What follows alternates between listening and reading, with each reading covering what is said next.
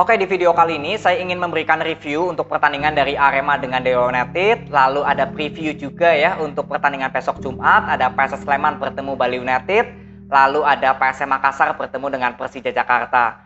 Kita bahas dulu dari pertandingan Arema dengan Dewa United. Di pertandingan tadi yang saya ingin lihat dari Valente adalah ya melanjutkan perkembangan bagaimana formasi 4-4-2 ini bisa efektif atau tidak. Karena dalam 3 pertandingan terakhir, Arema FC bermain dengan formasi 4-4-2, ini belum ada hasil yang positif. Nah, kalau kita lihat dari pertandingan tadi, sebetulnya selama 90 menit, permainan Arema juga masih tetap sama, belum ada evaluasi dari Valente. Valente tetap kekeh dengan formasi 4-4-2, tapi nggak ada evaluasi. Ini yang saya sayangkan.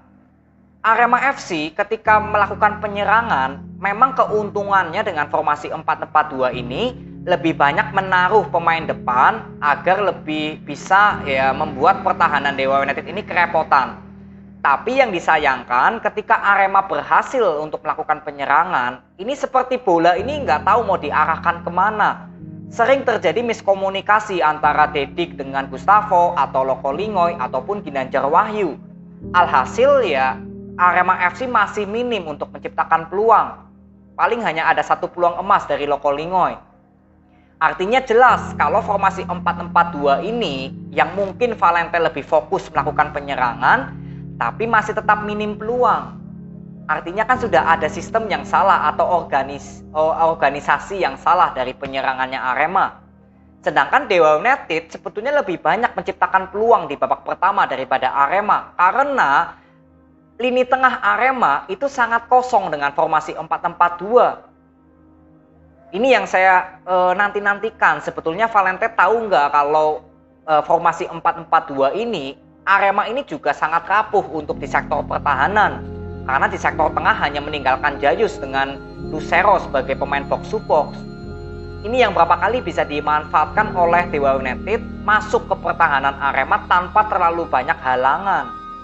Ini resiko kalau bermain dengan 4-4-2 ya pertahanannya.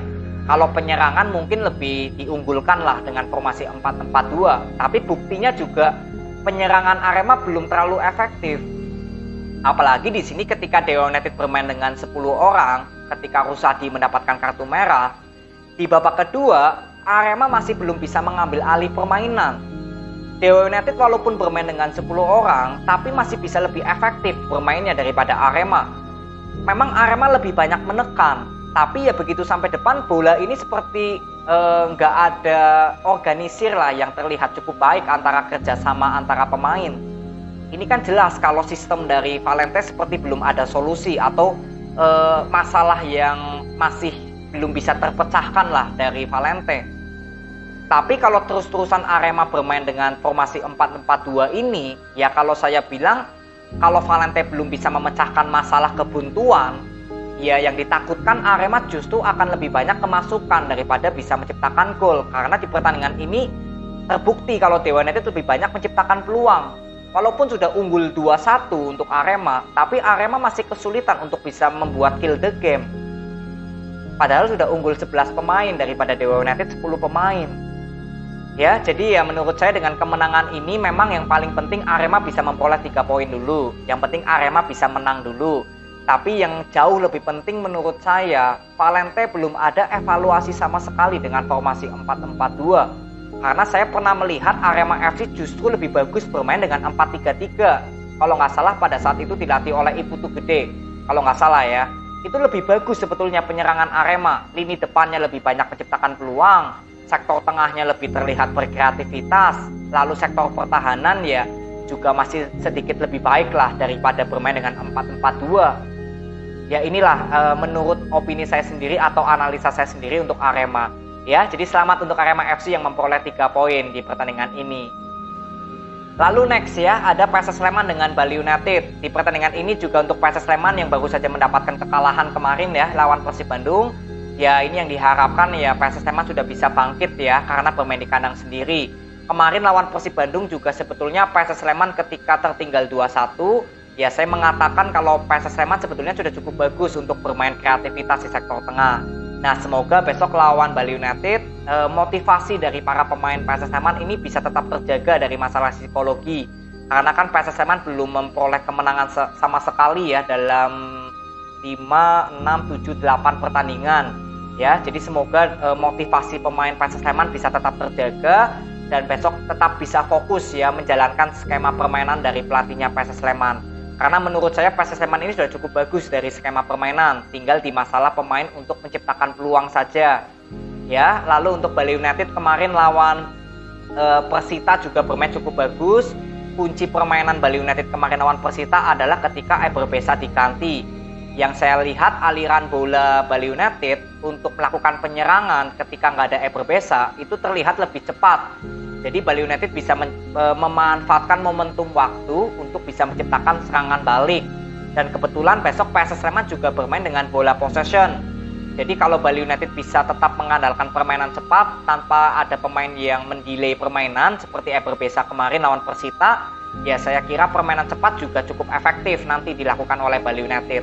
Tinggal pertahanan PSS Sleman saja ini ya yang selalu kemasukan. Ya semoga konsentrasi dan juga kerjasama di antara Thales ataupun Ayub ya ini bisa menjaga penyerangan Bali United yang mungkin akan cepat ya. Jadi ini skema permainan yang berbeda, tinggal besok kita lihat di atas lapangan bagaimana perform dari permainan kedua tim.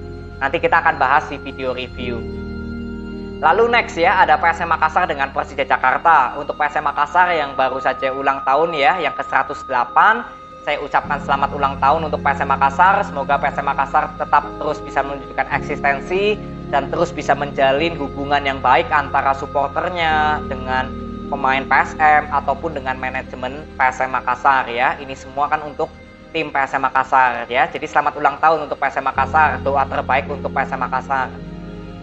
Jadi di pertandingan ini juga pertandingan yang cukup seru karena untuk PSM Makassar dan Persija Jakarta yang di musim lalu berada di peringkat 1 ya PSM, Persija di peringkat ketiga, tapi justru di musim ini ya kedua tim sama-sama berada di segmen papan tengah ya, PSM di peringkat 12 dan Persija di peringkat ke-13.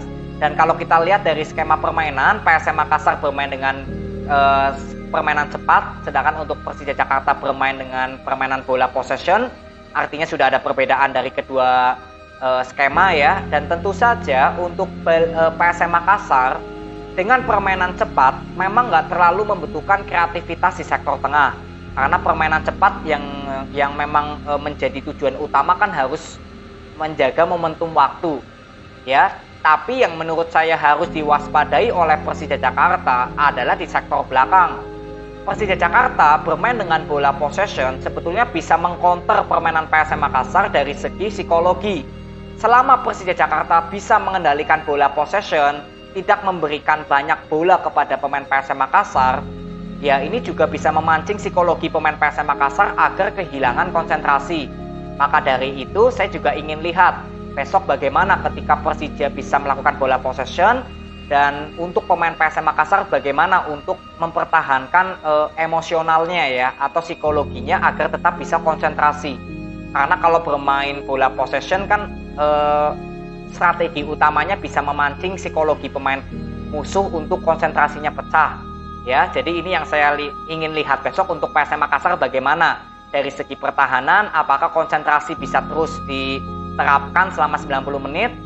Nah, ini saya juga ingin lihat. Lalu untuk pertahanan dari PSM Makassar juga tentunya harus konsentrasi penuh, tapi ketika nanti PSM Makassar bisa melakukan counter attack, inilah counter dari permainan bola possession-nya Persija.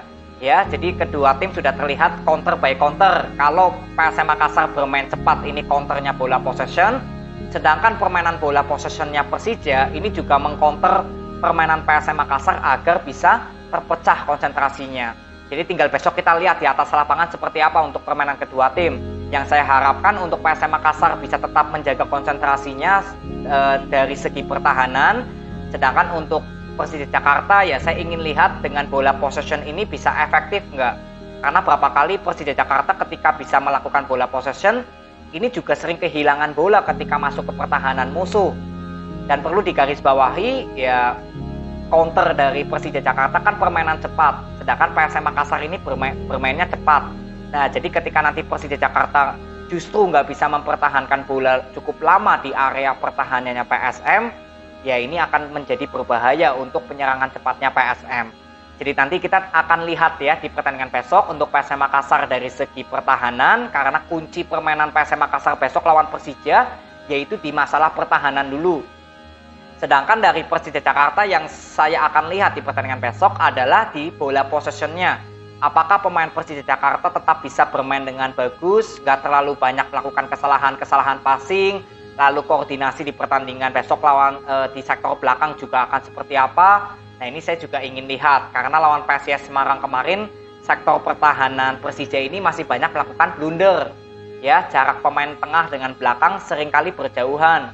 Jadi ini saya ingin lihat juga Thomas Doll sudah ada evaluasi atau belum. Ya, jadi nanti kita ketemu di video review untuk PSM Makassar dan juga Persija Jakarta. Jadi ini aja video yang saya bisa berikan kepada kalian. Terima kasih, semoga bermanfaat. See you.